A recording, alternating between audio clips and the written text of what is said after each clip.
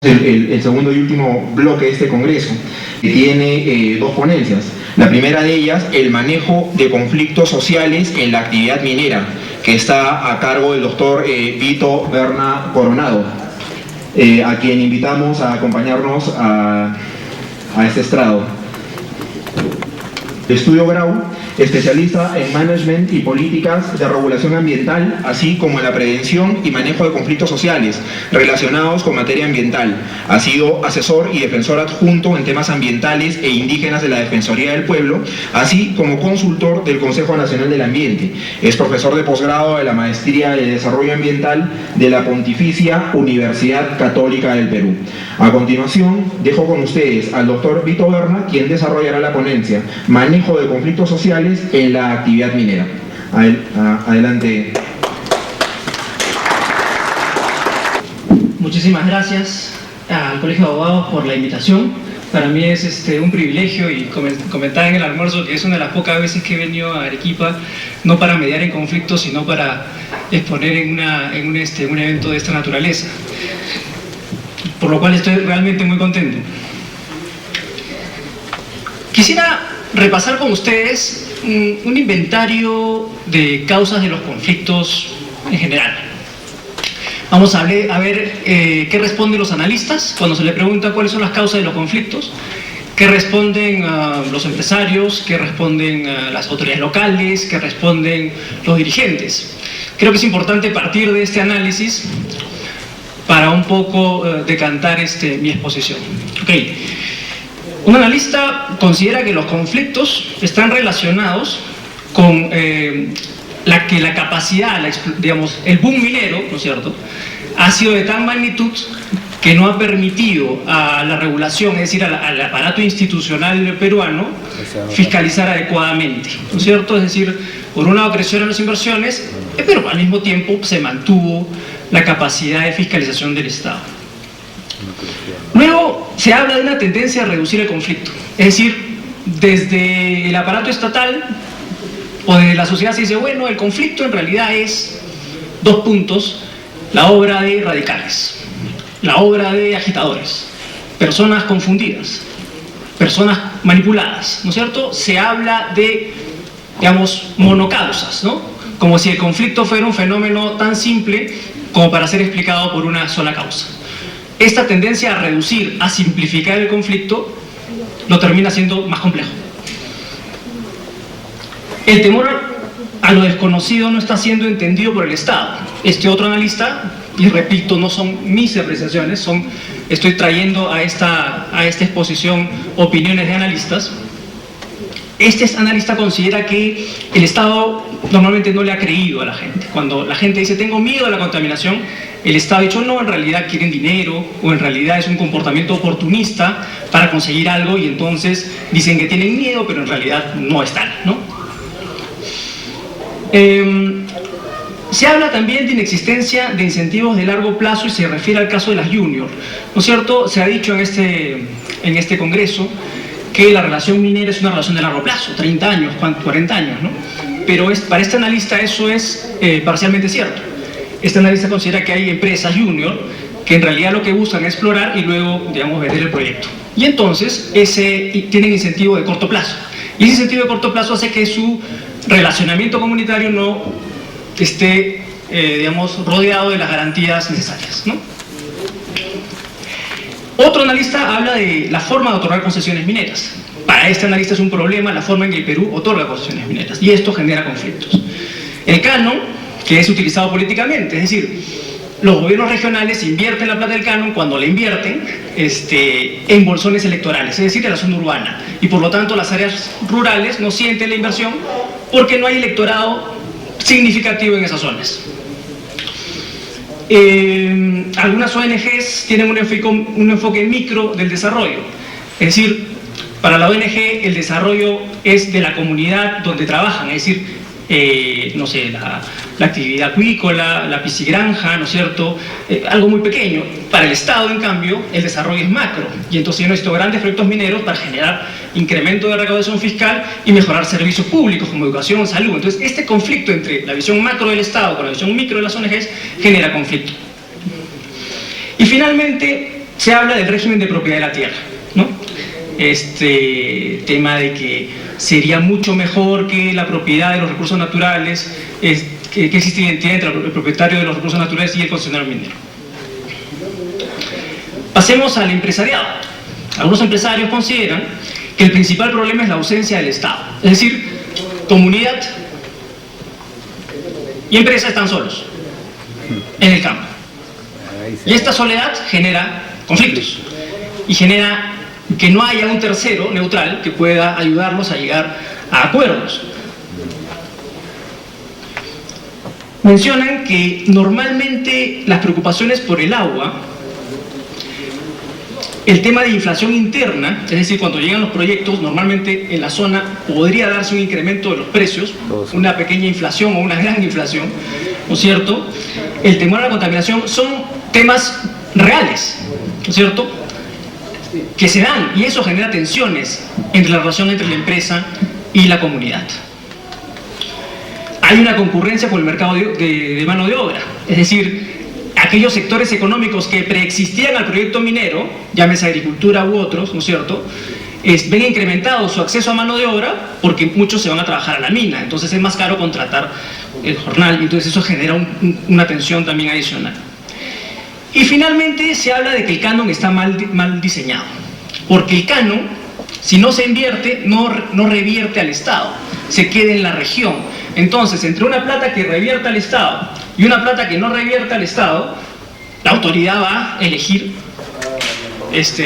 invertir la plata que revierte, evidentemente, porque la otra no la pierde. La recupera nuevamente. El Estado, por otro lado, considera que el miedo genera reacciones irracionales, que todo cambio que significa un proyecto es una oportunidad para actores oportunistas que ven en el proyecto una oportunidad de liderar la protesta, generar notoriedad política, etcétera, etcétera, ¿no? Hay evidentemente carencias de comunicación, existe un natural interés de la comunidad a integrarse en el proyecto, ¿no?, en los beneficios del proyecto. La comunidad no percibe el beneficio y, bueno, se da también a veces incumplimiento de lo pactado.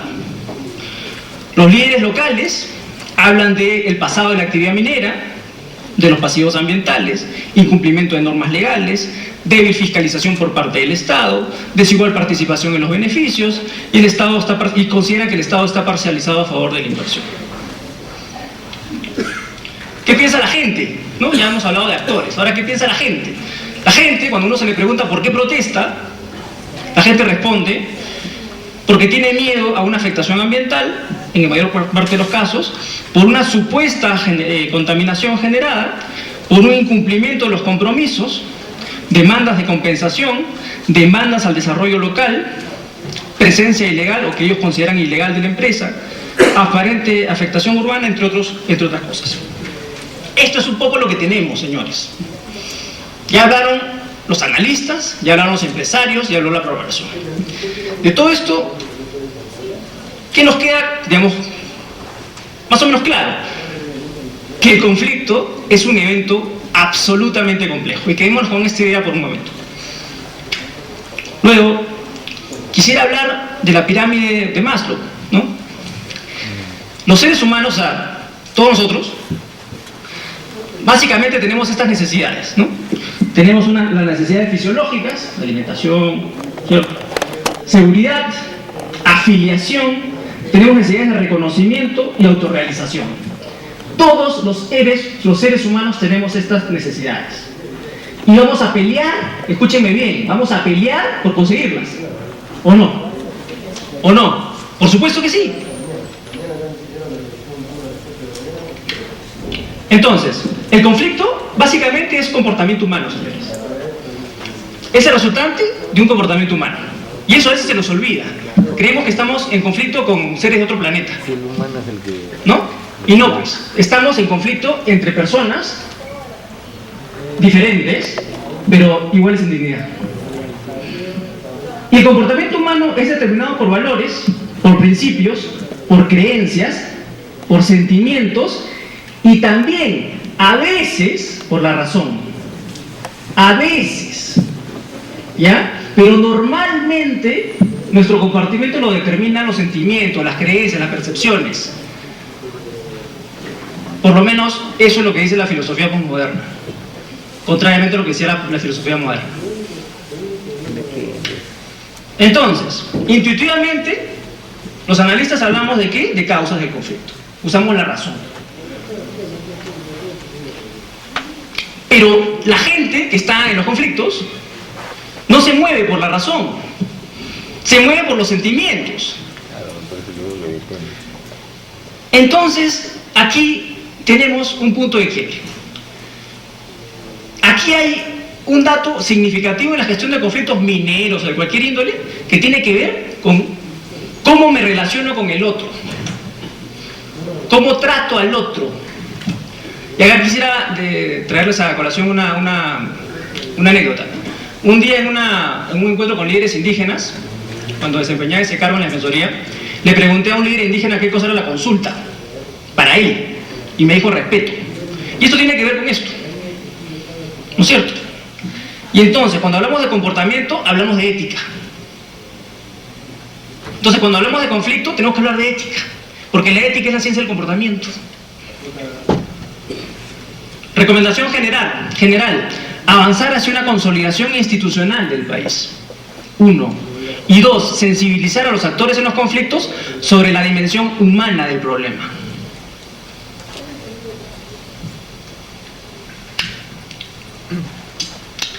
La característica más importante de las instituciones es que reducen la incertidumbre, es decir, son predecibles, señores. Es decir, nuestro desorden, ¿cómo lo hemos solucionado los seres humanos? Inventando una cosa que se llama instituciones, que no son desordenadas, que son predecibles. ¿Y para qué sirven? Para ordenarnos, pues. ¿No es cierto? Douglas North hablaba de las instituciones son formas de organización de las relaciones sociales que reducen la incertidumbre de los individuos en la toma de decisiones. Esa es su definición de institución. ¿Y por qué las instituciones son predecibles? Porque se guían en principios y valores y procedimientos. ¿Ok? Lo que pasa es que en el Perú es difícil hablar de instituciones porque normalmente las nuestras no son tan predecibles, ¿no? Pero deberían serlo. Si yo voy al Poder Judicial, debo predecir el resultado de esa gestión, si tengo la razón, me deberían dar la razón.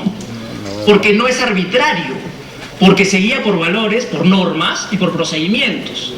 Y entonces debería ser absolutamente predecible lo que va a pasar. Si yo voy donde un policía, espero que me dé seguridad. Es lo que espero porque es predecible, para eso está el señor ahí. Su función. ¿Ok?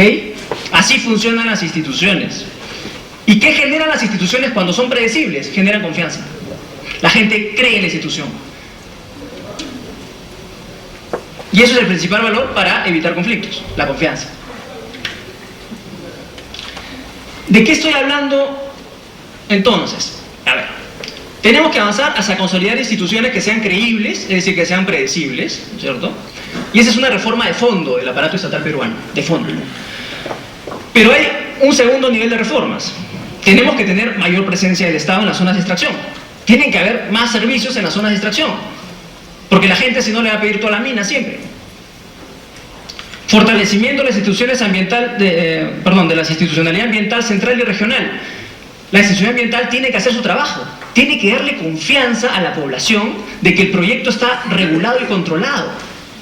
Tiene que hacerse responsable de que no van a haber impactos indeseados. Y no va a ser Lima, tiene que ser la región, porque es la autoridad más cercana al proyecto. Entonces tenemos que avanzar en la descentralización sin ninguna duda. Mejorar los servicios de justicia es absolutamente central, ¿no es cierto? Todos sabemos las deficiencias del sistema del servicio de justicia. Regulación dirigida a desincentivar comportamientos oportunistas, es decir, el tema de las juniors, el canon electoral. El tema de las concesiones, a mí, les soy sincero, no me termina de convencer.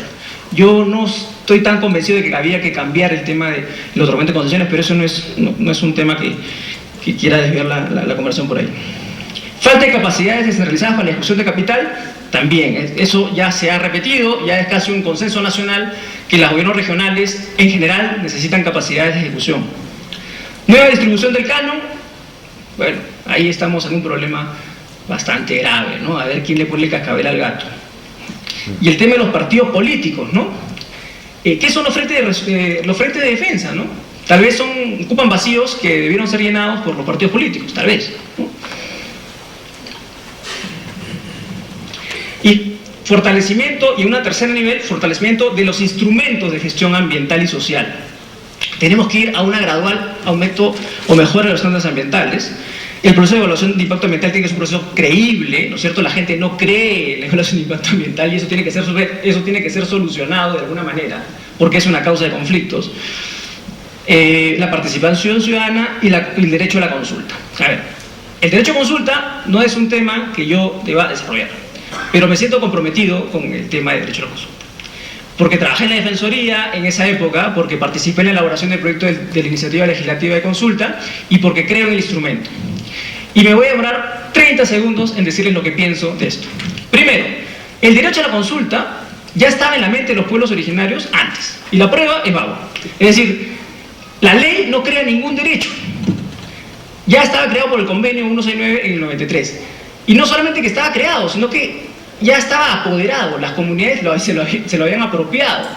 Entonces ya estaba en sus mentes. Entonces, que no lo reconozcamos en Lima, eso genera un problema, porque ellos saben que lo tienen y nosotros no lo formalizamos. Ok, entonces un primer dato era un derecho vigente, formalmente vigente, sí, 15 años y nadie lo aplicaba, ¿no? Segundo, ¿ellos sabían, eran conscientes? Sí, eran conscientes. Tercero, ¿se tenía que aprobar una ley más o menos parecida a esta? Yo creo que sí, se tenía que aprobar una ley más o menos parecida a esta.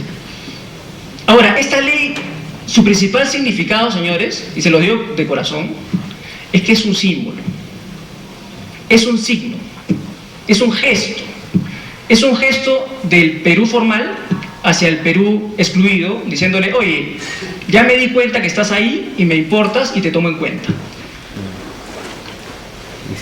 Y creo que ese gesto es importante, que nos va a traer problemas, que va a ser bien difícil aplicarla, completamente de acuerdo. Pero para mí es como la adolescencia. La adolescencia, cuando mis hijos lleguen a la adolescencia seguramente es un problema para mí, pero yo sé que tienen que pasar por eso. Igual son las sociedades, esta es como la adolescencia de la sociedad peruana, o será, ¿no? Y finalmente una reforma de sensibilización institucional. Ok, ¿qué miedo me da que el Estado vaya a hacer la consulta? Habiendo sido yo parte del Estado. ¿Por qué? Porque la empresa va a mirar que el funcionario vaya a hacer bien su consulta. Y la empresa, digamos, puede actuar antes, durante si se lo piden, y las partes lo piden así, pero no es, digamos, su actuación no está prescrita por ley. De hecho, la ley dice que solo la consulta es entre el Estado y los pueblos originarios. Entonces ahí tiene que hacerse un trabajo muy profundo de sensibilización de los funcionarios públicos. Hay que entrenarlos, pero así, y yo se lo digo porque es bien importante. Capacidades para las relaciones interpersonales. Los funcionarios públicos se relacionan muy mal con la población. No sé qué les pasa, que se creen mucha autoridad, pues, ¿no? Entonces se ponen así y te empiezan a mirar por encima del hombro, así, y esa cosa no ayuda, la verdad. Desarrollar capacidades para el trabajo con población culturalmente distinta, es decir, capacidades interculturales. Imagínense un funcionario que no relaciona con la gente, digamos, como nosotros, y ahora anda con un pueblo indígena que tiene una cultura distinta, digamos. Desarrollar las capacidades de comprometerse con la situación y problemas de sus ciudadanos, es decir, tener un funcionario público sensible a los problemas del otro. Hacia eso tenemos que ir, un funcionario público que se comprometa con la problemática del otro. Desde la empresa, yo creo que la empresa tiene que aceptar algo muy claro, que lo sabe, pero yo creo que algunas no lo terminan de aceptar. La empresa tiene que aceptar que se encuentra sola en el campo con la comunidad, pero tiene que aceptarlo, digamos, profundamente, ¿no?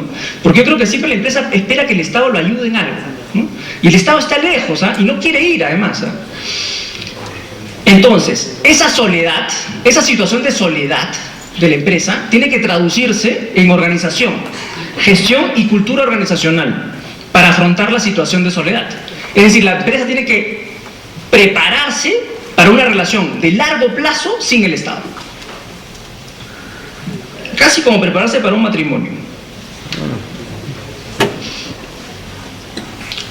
Y tiene que poner en curso todos los mecanismos voluntarios que la empresa tiene a su disposición, que son muchísimos, y que en el Perú se han desarrollado de manera excelente por algunas empresas.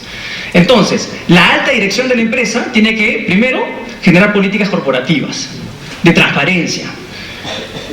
Tiene que generar políticas que generen, digamos, regule su relación con sus diferentes stakeholders, Declaración de compromisos con el desarrollo.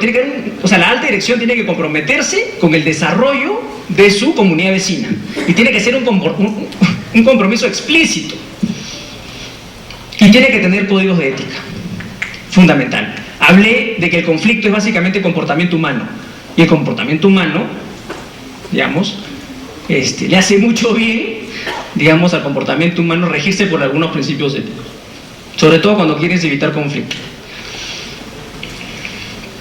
Monitoreo participativo, excelente instrumento. Tiene que profundizarse en el monitoreo participativo. Acuérdate que estás solo. Acuérdate que estás solo. No está el Estado. Entonces, ¿quieres transparencia? ¿Quieres que te confíen en ti? Bueno, abre las puertas. Entrénalos, haz auditores comunitarios y incorpóralos. Oficinas de atención de quejas. Esto es central. Que la comunidad, cuando tenga una queja, tenga una oficina a cual tocar dentro de la empresa, y la empresa va a tener primero un funcionario que lo va a atender a ese señor porque con su queja, y la empresa va a tener información de primera mano y en tiempo bastante oportuno de una situación que podría generar en un conflicto mayor. Contabilidad social y ambiental, fideicomiso social, asistencia técnica a las comunidades, sistemas de gestión ambiental, social y de seguridad y salud ocupacional. Un empresario alguna vez visitó la defensoría y nos decía, miren, yo sé lo que tengo que hacer. Este tema del código de ética, mira, lindo. Pero yo, ¿cómo hago que el ingeniero que esté en campo respete el código de ética que yo le digo? ¿Cómo hago yo? ¿Cómo me responsabilizo por el comportamiento del ingeniero, o el abogado, o el sociólogo que esté en campo? ¿Cómo evito que tenga comportamientos que me generen conflictos?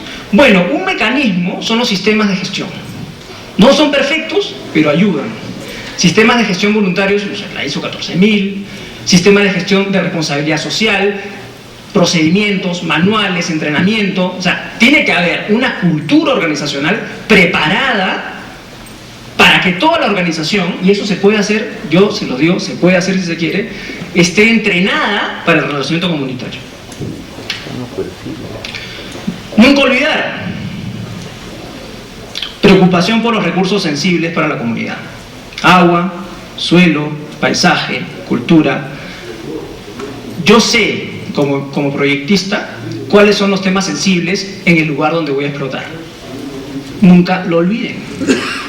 No es que los tengo que tener presentes el primer año, los tengo que tener presentes siempre. Degradación del espacio de vida, ruido, polvo, afectación del paisaje. Inflación interna. Los precios van a subir si hay gente con mayor poder adquisitivo actuando en esa pequeña economía. Eso tengo que tenerlo en cuenta. Tengo que tener planes de mitigación para esa situación. Y el tema de disputa de mano de obra. También tengo que sensibilizar a mi personal. Tiene que haber, y ahí sí tienen que ser inflexibles, una férrea cultura organizacional dirigida principalmente para el personal de la primera línea, enfocado en respeto por el otro y sus costumbres, identificación con el otro y sus circunstancias, compromiso con el otro y su desarrollo. Estos son como los mandamientos. Y así tiene que organizarse la empresa responsable que quiere manejar de manera armónica sus relaciones. El 25% de los niños indígenas muere antes de cumplir los 11 años, mientras que el 50% de los adultos muere antes de los 42 años. Ok, ayer se dijo que el Perú tenía un promedio de vida de 72 años y un ingreso per cápita de $7.000. Eso es un promedio. Y esto también. Pero esto es un promedio más chiquito.